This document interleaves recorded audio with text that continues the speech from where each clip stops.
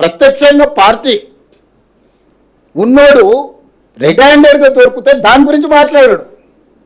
అతను ఆయనకు అమాయకుల్లాగా కనిపిస్తాడు, జాతిరత్నంలాగా కనిపిస్తాడు. ఈయనకు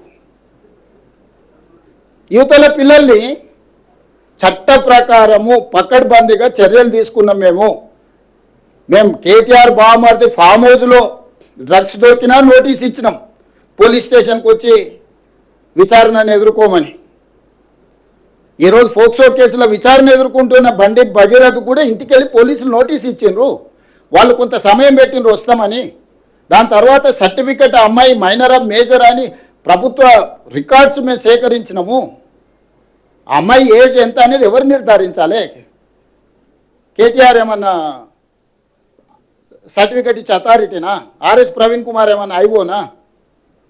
ఐఓలు వెళ్ళి స్కూల్లో అమ్మాయి బర్త్ సర్టిఫికేట్ తీసుకొని, 10th క్లాస్ సర్టిఫికేట్ తీసుకొని, అమ్మాయి హాస్పిటల్స్లో బర్త్ సర్టిఫికేట్ తీసుకొని, ఆధార్ కార్డు తీసుకొని, ఆ అమ్మాయి మైనర్ అని నిర్ధారించుకొని ఇమ్మీడియట్గా ప్రభుత్వం యాక్షన్లకు దిగింది. కోర్టు కూడా మమ్మల్ని తప్పు పట్టలేదే. ఓన్లీ కేటీఆర్ కోర్టులో తప్పు. నాదే ఫామ్ హౌస్, మేము మీటింగ్లు పెట్టుకున్నాను ఒకటి చెప్తాడు, నాకు సంబంధం లేదని ఇంకోటి చెప్తాడు, అనుమతి లేకుండా కట్టుకుంటే ఏమైందని వాడు అంటాడు. నీతులు చెప్పడానికే ఉన్నాయని మాట్లాడొద్దని చెప్పురు దయచేసి మీరు కూడా కలిసినప్పుడు. నాకు తెలిసి మిమ్మల్ని కలవాడనుకుంటా.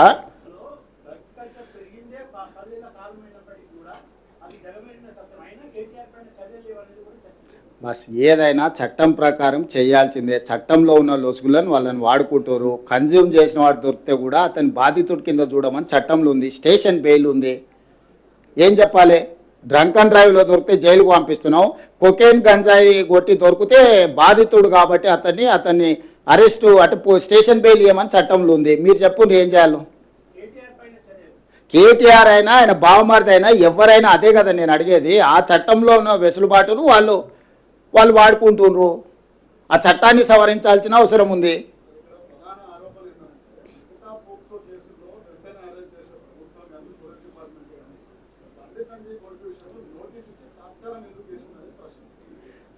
మీరు అడిగిన ప్రశ్న కేటీఆర్ అడిగినట్టుగానే ఉంది. ఏ కేసులైనా కూడా పోలీస్కి ఒక ప్రొసీజర్ ఉంది. ఇమ్మీడియట్గా కంప్లైంట్ వచ్చిన ఎంబడే ఎఫ్ఐఆర్ చేయాలి. ఎఫ్ఐఆర్ చేసిన తర్వాత 24 గంటలల్లా ఆ అమ్మాయి స్టేట్మెంట్ రికార్డ్ చేయాలి. గార్డియన్ ఎవరైతే ఉన్నారో Guardian has to take care of that girl. అక్కడ అంతకంటే ముందే ఒక కేసు ఉంది. అమ్మాయి తల్లిదండ్రులు పోలీస్ స్టేషన్లో వచ్చి ఫిర్యాదు చెయ్యకంటే ముందే ఆరోపణలు ఎదుర్కొంటున్న వాళ్ళు కరీంనగర్లో ఒక కేసు పెట్టారు. ఆ ఎఫ్ఐఆర్లో ఏందనంటే అమ్మాయి మైనర్ కాదు మేజర్ అని ఒక వివాదాన్ని తెరలేపినారు. ఆ వివాదాన్ని తెరలేపినప్పుడు ఆ అమ్మాయి మైనరా మేజరా అనేది ప్రభుత్వం పరిశీలించుకోవాల్సిన అవసరం ఉంది. ఆ సమయంలో ప్రధానమంత్రి పర్యటన ఉన్నప్పుడు మీరు అన్నట్టే ఆ ఇంటి మీదకి 1000 మంది పోలీసులను పంపితే ప్రధానమంత్రి పర్యటనతో మా పార్టీ ఆకాశం అంతా ఎత్తెగిరింది, తెలంగాణలో మొత్తం గెలిచిపోతుంది, దీని మీద కక్ష సాధింపు చర్యల కింద పోలీసులను పంపించిందని ఆయన రెడీగా కూర్చున్నాడు. సో ఇవన్నిటి నేపథ్యంలో ఇది చాలా సున్నితమైన సమస్యను సున్నితంగా పరిష్కరించినాం. ఎక్కడైనా సెక్షన్స్లలో ఏమైనా లోపం ఉందా, లేకపోతే అరెస్టులో లోపం ఉందా, రిమాండ్లో లోపం ఉందా, కోర్టులో మా వాదనలో ఏమైనా లోపం ఉందా, ఎక్కడ లోపం ఉంది చెప్పండి. ఒక్కటే కేటీఆర్కు బండి సంజయ్కి ఏదో పంచాయతీ ఉంది, ఆ పంచాయతీని పిల్లల మీద పెట్టి కేటీఆర్ తీర్చుకోవాలనుకుంటే ఆర్ఎస్ ప్రవీణ్ ఉద్యోగం పోయింది కాబట్టి ఉద్యోగం లేక గాలికి తిరుగుతా నేనే విచారణ అధికారిని అని ఆయన ఇంకా భ్రమలలో ఉన్నట్టున్నాడు. ఆయన తీసేసిన తహసీల్దార్, ఆయనకి ఇది అర్థమైతే లేదు.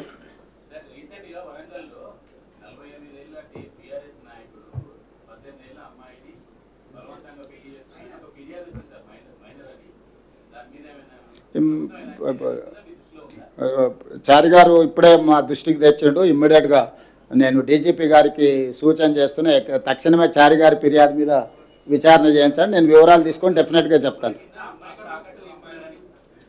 అంటే నిజంగా డీటెయిల్స్ నా నోటీస్లోకి రాలేదు, నేను ఇమ్మీడియట్గా కనుక్కొని చర్యలు తీసుకుంటా. నాకు తెలియదు, ఉందేమో అని అంటున్నా. వాళ్ళిద్దరు, ఆయన బండి సంజయ్ అన్నాడు కదా ఏదో నిన్న, అంతకుముందు కేటీఆర్ అన్నాడు కదా, వాళ్ళిద్దరే రోడ్ల మీద తిట్టుకుంటారు. అదే చెప్పిన, నాకేం తెలియదు. వెంకటరాజే తెలియకల్లోడు కనుక్కోవడంలా. పదేళ్ళు మంచిగా చేసింది కేటీఆర్, బయటకు దొరుకుతుంది కేటీఆర్ అయితే వేరే దొరుకుతుంది. ఈ విషయాలు ప్రాసెస్ ఉన్నది కేటీఆర్